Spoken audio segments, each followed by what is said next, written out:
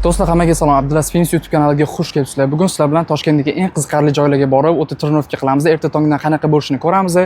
Umid qilamanki, vlog qiziqarli bo'ladi degan umiddaman. Biz boshladik.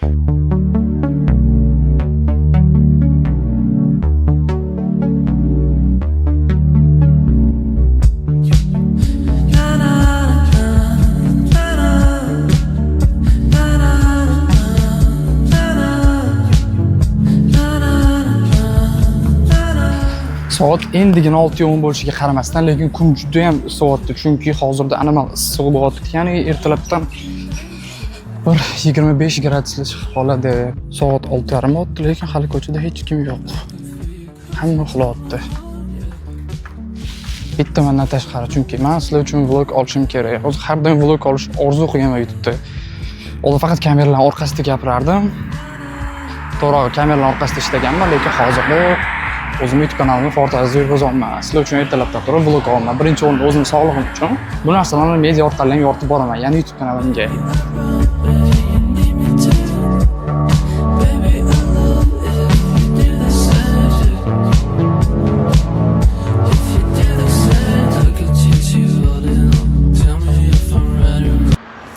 Nihoyat mana Toshkentimizning yangi go'zalliklaridan biri, Toshkent yetti mo'jizasidan biri Nestfon.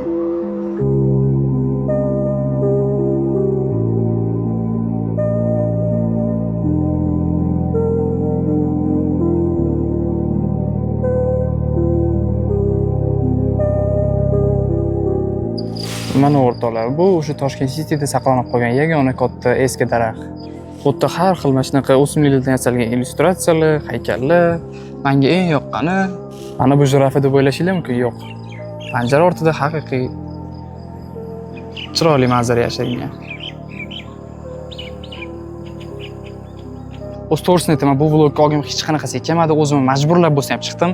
Va shu yerda bitta katta narsa men uchun dars bo'ldi. Qachonki nimadir qilmoqchi bo'lsangiz, o'ylab o'tirish bas qiling. Bu narsa o'zim uchun ham juda katta saboq bo'ldi. Nimadir qilmoqchimisiz, o'sha kun aynan bugun bo'lar ekan. Katta har xil o'zimizdan milliy piyola brendi o'zini shunaqangi chiroyli ko'rgazmalarni qo'yib qo'yibdi.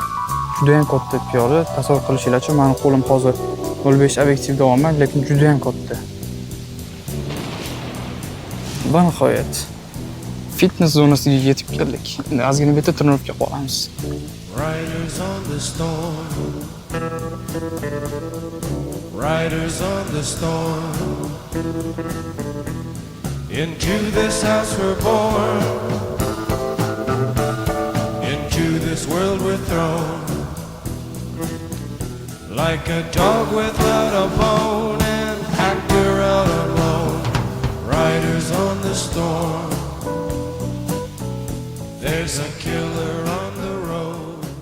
Ostrovga qotganimda doda mendan so'radilar, blogermisan deb. Men bu so'zni yomon ko'raman. Undan ko'ra menga YouTuber qulayroq, lekin bitta insonning gaplarini eslab qolgan edim. Agar siz qanchalik zo'r mutaxassis bo'lmay, o'zingizni xizmatingizni sota olmasangiz, insonlarga foyda yetkazib qiyin bo'ladi deb va qanaqa YouTube kanal olib borishim haqida qisqacha ma'lumot berib o'tdim. O'zi bu videoyimni Hindistonga tayyorgarlik sifatida olishni niyat qilgan edim. Hozir o'zimni tutishimdan bilamanki, men bemalol Hindistonga borib sayohat vlog olib kela olar ekanman. O'zimga nisbatan ishonchim 100% ga oshdi.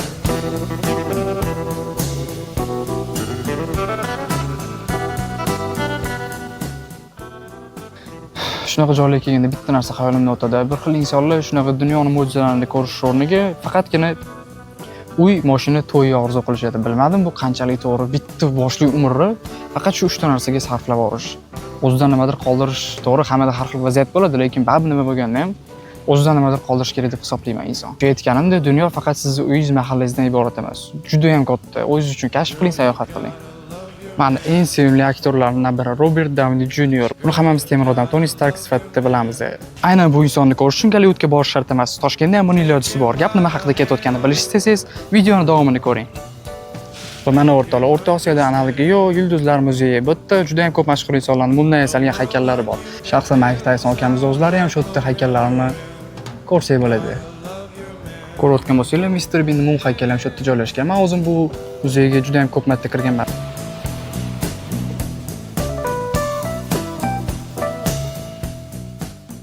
Aytgancha, bu muzeyning ichiga kirib, o'zim video ham chiqazganman. YouTube videoyimni mana shu havola orqali ko'rishingiz mumkin.